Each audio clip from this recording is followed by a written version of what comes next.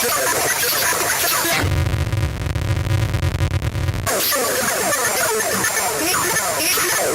nine, eight, seven, six, five, four, three, two, one. Guys, this is Bermuda here at A Few Lines over here in the workshop. This week I'm going to be starting a new series where I go over the verbal techniques of poetry. And not just, tools or, different strategies or ways that you can deliver a poem, but actually how to convey meaning through the performance of poetry.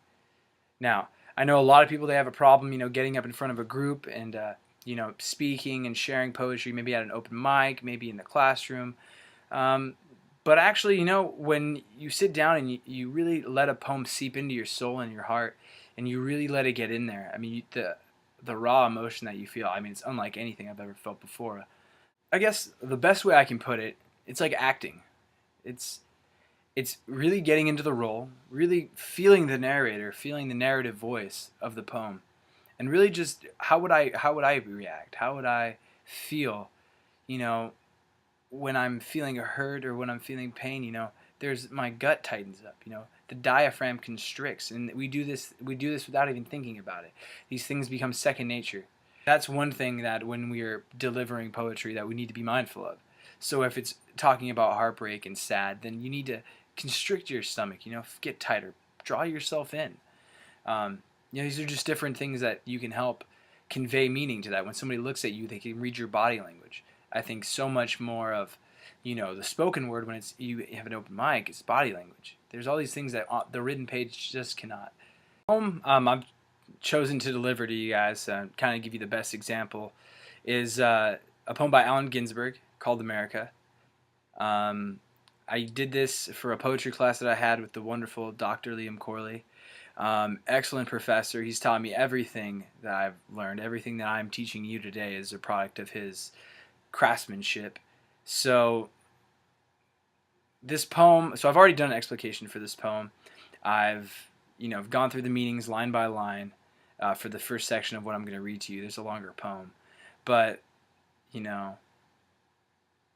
there's just something about a few lines that Ginsberg can just make into anything. He's a powerful speaker and very fun to perform. And so I hope, right now I'm not going to break down all my techniques, all the things that I do when I'm reading a poem, but I want you to get this idea that there's something out there that just take it in. Just take it. Just let it come over you. Let it seep in and just like it. America by Allen Ginsberg. America, I've given you all, and now I'm nothing. America, $2.27, January 17th, 1956. I can't stand my own mind. America, when will we end the human war? Go fuck yourself with your atom bomb. I don't feel good. Don't bother me. I won't write my poem till I'm in my right mind. America, when will you be angelic? When will you take off your clothes? When will you look at yourself through the grave? When will you be worthy of your million Trotskyites? America, why are your libraries full of tears? America, when will you send your eggs to India? I'm sick of your insane demands. When can I go into the supermarket and buy what I need with my good looks?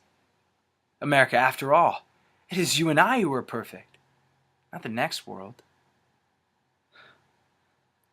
Your machinery is too much for me.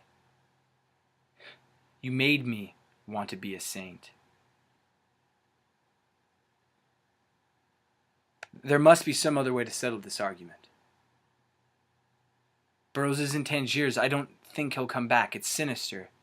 Are you being sinister, or is this some form of practical joke? I'm trying to come to the point. I refuse to give up my obsession. America, stop pushing. I know what I'm doing. America, the plum blossoms are falling. I haven't read the newspapers for months. Every day somebody goes on trial for murder. America, I feel sentimentally about the Wobblies. America, I used to be a communist when I was a kid, and I'm not sorry. I smoke marijuana every chance I get. I sit in my house for days on end and stare at the roses in the closet. When I go to Chinatown, I get drunk and never get laid. My mind is made up. There's going to be trouble. You should have seen me reading Marx. My psychoanalyst thinks I'm perfectly right. I won't say the Lord's Prayer. I have mystic visions and cosmic vibrations. America, I still haven't told you what you did to Uncle Max after he came over from Russia. I'm addressing you. Are you going to let our emotional life be run by Time magazine? I'm obsessed by Time magazine. I read it every week. Its cover stares at me every time I slink past the corner candy store. I read it in the basement of the Berkeley Public Library. It's always telling me about responsibility. Businessmen are serious. Movie producers are serious. Everybody's serious. But me.